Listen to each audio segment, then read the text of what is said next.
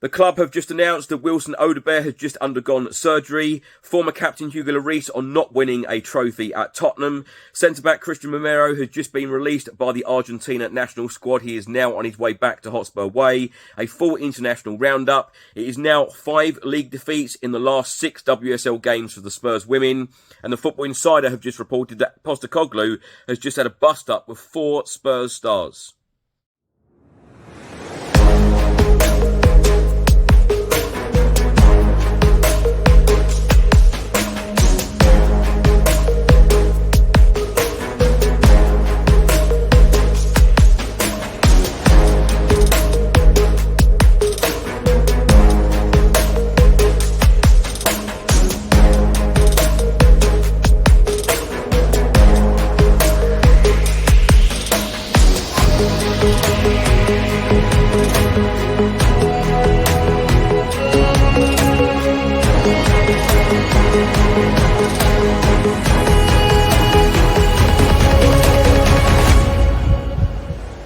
Welcome back to the channel. Hope you're all keeping well. This is another edition of Tottenham News, where I'll be going through all of the latest Spurs news, rumours and reports. If you're watching this on YouTube, please do hit the subscribe button, like, share and comment below. And if you listen to this on an audio platform, please do hit the follow button and leave a review if you can. So let's get straight into it, and let's start by talking about a number of Tottenham Hotspur players currently away on international duty. Now, on Friday, Tottenham Hotspur midfielder Yves Bissouma played the full 90 minutes for Mali in a 1-0 win against Mozambique. He provided the assist for teammate Doumbia in the 19th minute. He completed the most dribbles in the game, which was 4. He created 3 chances. He had 3 shots. He had 69 touches of the ball, 3 touches in the opposition box, and made 6 passes into the final third. Also on Friday, Will Lancashire was in action for the England under-20s. He came off the bench in the 60th minute and then scored England's 4th goal in the 72nd minute in a 4-0 win against Germany. Also on Friday evening, the England under-21s played out a goalless draw with Spain amid tricky conditions in Cadiz. Archie Gray played the full 90 minutes and made 43 accurate passes. Dane Scarlett came off the bench in the 68th minute. Also on Friday, Tottenham Hotspur right-back Pedro Porro was in action for Spain, playing the full 90 minutes in their 2-1 win against Denmark. Passing accuracy, 89%. He created 2 chances, 1 big chance. He had 79 touches of the ball, made 6 passes into the final third, made 4 clearances and tackles 1, 60%. Also on Friday, Radu Dragushin was in action. He played 90 minutes for Romania in their clash against Kosovo. The game was abandoned in stoppage time. The score at that point was 0-0. Passing accuracy, 91%. He had 1 shot, 56 touches, 2 touches in the opposition box, made 4 passes into the final third, made 1 clearance off the line, and made 2 blocks. Now, after Pedro Porro's appearance for the Spanish national team, he wrote the following on social media: "We play for you, Valencia. Go team. Thanks to the Spanish fans in Denmark. Spectacular." Now on to a number of Tottenham Hotspur players featuring for their countries on Saturday. Ben Davies captained Wales on Saturday. He played the full 90 minutes against Turkey in a 0-0 draw. Davies made the most tackles in the game, which was 2. Accurate passes, 84%. He made 3 blocks, won 83% of ground duels. Had 70 touches in the game, 2 touches in the opposition box. He made 5 passes into the final third. Brennan Johnson also started for Wales against Turkey. He played the first 89 minutes of the game. He had 30 touches in the match, 1 touch in the opposition box. He made 2 passes into the final third. Accurate passing, 87%. Also on Saturday, Spurs midfielder Rodrigo Bentancur played the full 90 minutes for Uruguay in a 3-2 win against Colombia. 82% passing accuracy. He blocked 1 shot, made 1 clearance, had 69 touches in the game and made 7 passes into the final third. Also on Saturday, Dejan Kulusevski captained Sweden in a 2-1 win against Slovakia. He played the full 90 minutes, passing accuracy 76%. He created 2 chances, had 74 touches of the ball, 15 touches in the opposition box. He made 5 passes into the final third. He had 4 shots, 2 on target and 2 off target. He completed the most dribbles in the game, which was 4. He made the most tackles in the game, which was 4, and lost the most duels in the game, 16. Lucas Bergvall was an unused sub. Now, on Saturday, Tottenham Hotspur winger Wilson Odobert posted a picture of himself in hospital, having just had surgery, with the words, "Thanks God." And on Sunday, Tottenham Hotspur confirmed that Wilson Odobert underwent surgery on his right hamstring yesterday, Saturday the 16th of November. The 19-year-old will continue to be closely monitored by the medical team to determine when he can return to training. Now, on Sunday, various reports in Argentina have stated that Tottenham Hotspur centre-back Christian Romero has been released from the Argentina national squad. He will not feature in the game against Peru and will now return to London to Hotspur Way. Now, on Saturday, it was reported by the Football Insider that Ange has fallen out with at least 4 of Tottenham's senior stars. They have stated the Spurs boss is at the centre of a bust-up. Udogie and Vicario, as well as Bentancur and Romero, are believed to have been among those who have been upset by Postecoglou. Now, last week, former Tottenham Hotspur goalkeeper and captain Hugo Lloris released his autobiography. He has been talking to the BBC about the book and said, "My big question," and I say this in the book, what would have happened if we'd have stayed one more year at the old White Hart Lane? Because when we left this stadium, I think we were more than ready to compete for the Premier League title. But we had to move to Wembley to adapt to a new stadium and try and make it our own stadium. But it was not the case. And this difficulty, we managed to keep the consistency. We managed to stay in the top 4 and to qualify for the Champions League. So it was still a positive. But the only miss that we can feel is probably the trophy. We had 3 cup finals that we didn't win. Hugo Lloris then went on to say, "I think this group of players and Maurizio at that time was ready to win, but then you don't know in football, it is so unpredictable, but this feeling that we had staying unbeaten at home for the whole season, we were getting close, but it is part of the story of the club. There was a decision and it was part of the evolution of the club, moving to a bigger stadium, and I think today all the Spurs fans are proud of the stadium. It is just one of the best football stadiums in the world." Lloris then added, "We started to drop points really early at Wembley, and those points can make the difference at the end of the year, especially at home. At home, you just want the perfect way, and we lost to find some reference. You know, White Hart Lane before we left was kind of a fortress." On Saturday afternoon, the Tottenham Hotspur women were in WSL action at the Tottenham Hotspur Stadium against North London rivals Arsenal. Arsenal won the game 3-0. It is a tough time at the moment for boss Robert Villaham.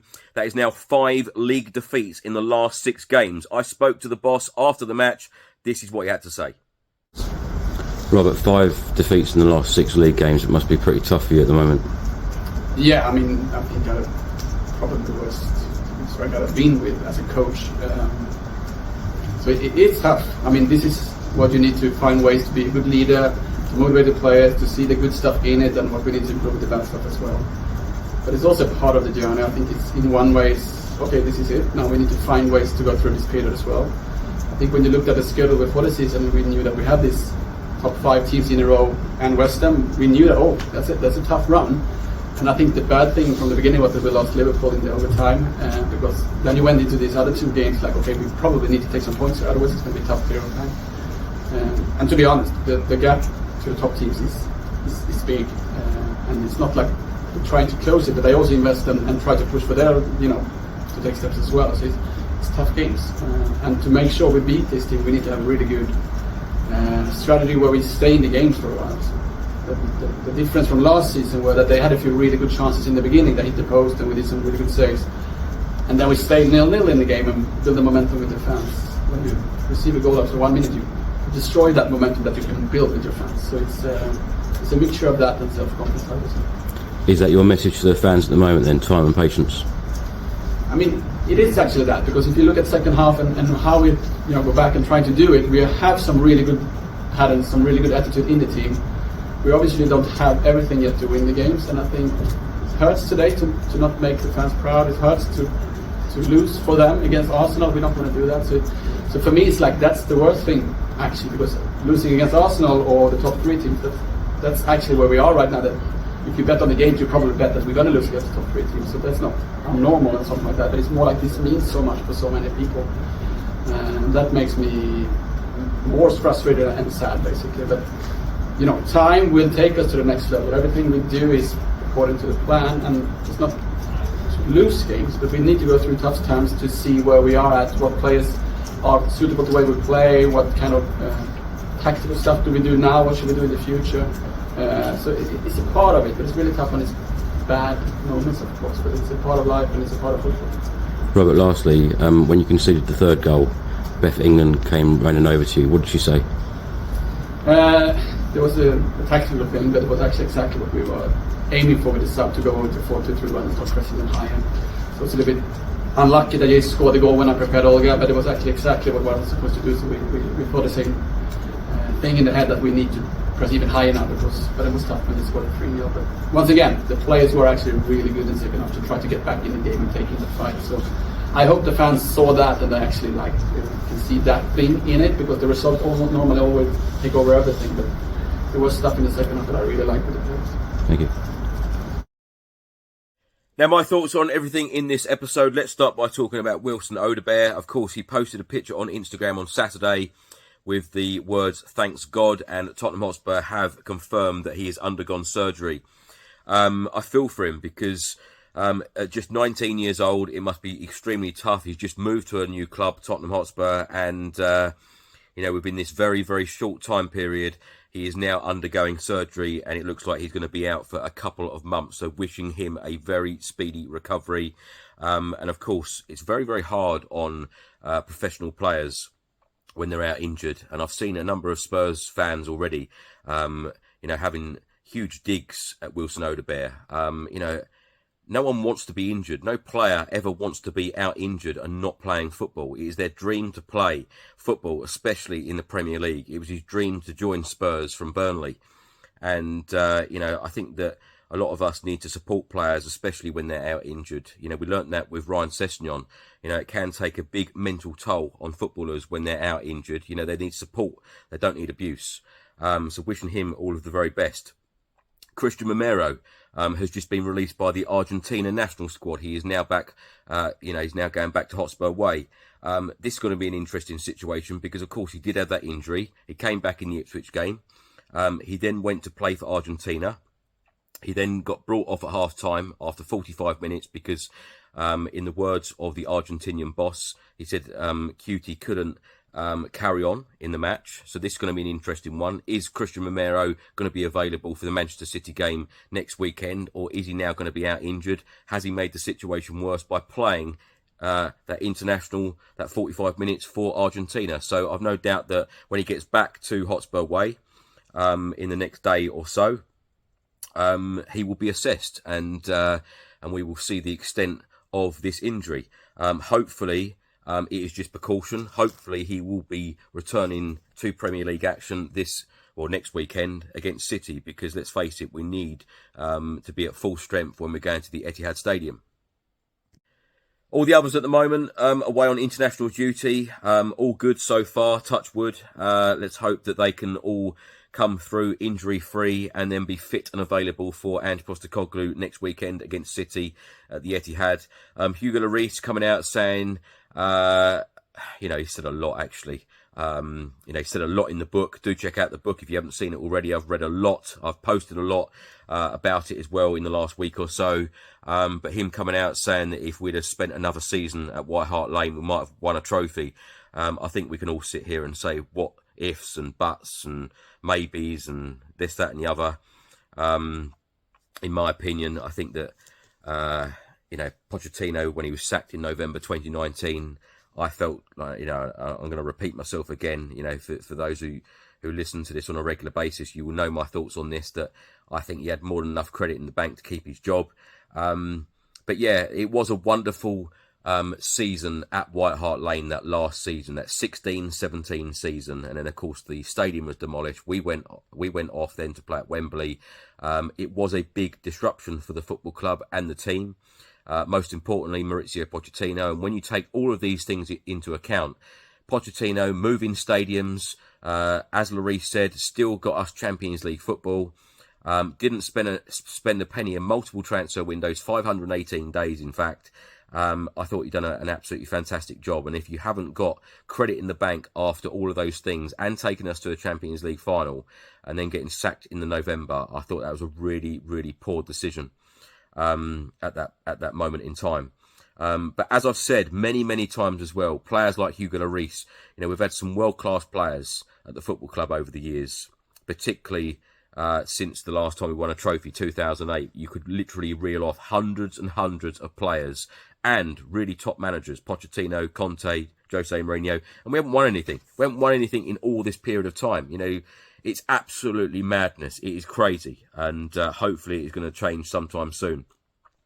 5 defeats in the WSL in the last 6 league games for Robert Villaham and the Spurs women. They're going through a very tough time at the moment. Next weekend they face Aston Villa at home on the Saturday in the League Cup, and then I think it's about 3 weeks' time before their next WSL game against Everton, who are bottom of the league. But Robert Villaham really does need a win. I think he's a great manager. I can see exactly what he's trying to do, but I think that he does need a bit more support in terms of buying top players in. At yesterday's press conference on Saturday, he actually came out and said that time and patience is required. I think that a little bit more investment is actually needed as well into the team in the January transfer window and in the summer transfer window. Lastly, I want to talk about the story from the Football Insider. It was published on Saturday. They've stated that Postecoglou has had a big bust up with 4 players. And to be honest, everyone, or I say everyone, most people have taken this as a big negative. I actually see these things as a positive. I tell you what, when you walk into a changing room, whether you're a manager, a player, or just someone who works for the football club behind the scenes, everyone, or even as a fan, everyone is very upset after losing that game against Ipswich Town at the Tottenham Hotspur Stadium last weekend. If there wasn't bust-ups or arguments or mixed words, rows, whatever you want to call them, after a performance like that and a result like that, then I would worry. If everything was absolutely, fine, a bed of roses, absolutely wonderful, and everyone's shaking hands and smiling and saying, have a great time on international duty, see you in a week or 2, then I'd worry about it. I think that if every time a media outlet reported on someone having a bit of a bust up or having an argument or whatever, I know a lot of people have come out and said, yeah, but he might have lost the dressing room. Every single dressing room, changing room, has people arguing and having mixed words in there. Even when I used to play at Sunday League level, everyone used to argue in there about what people were doing, what they should have been doing. After the game, if you'd lost, no one was smiling. And most people were saying, you should have done this and you should have done that. I think it's very different in professional football. I don't think there's so much, blaming, not really that blame culture, but you do certainly ask questions and you do certainly go through things in your head and you learn from these experiences. Ange Postecoglou said many times, sometimes there will be bumps in the road at this football club under him. It is gonna improve these players. There's going to be growth from bad experiences. And unfortunately, that Ipswich one was a very bad experience. So, if a manager has a bust up with 4 players or more, or players arguing amongst themselves, do you know what? I only see it as a positive thing. I think that some people's narrative, it depends what narrative you have, and it depends what agenda you have. If you want to keep picking out negatives about Ange Postecoglou, and there's a lot of negativity around Ange Postecoglou at the moment, I only see this as a positive thing. But then again, I feel like I'm a positive person, and a realist as well at that. But in any situation, even if you work in an office, people disagree. People have arguments. You have arguments with family. You have arguments with friends. It does improve situations.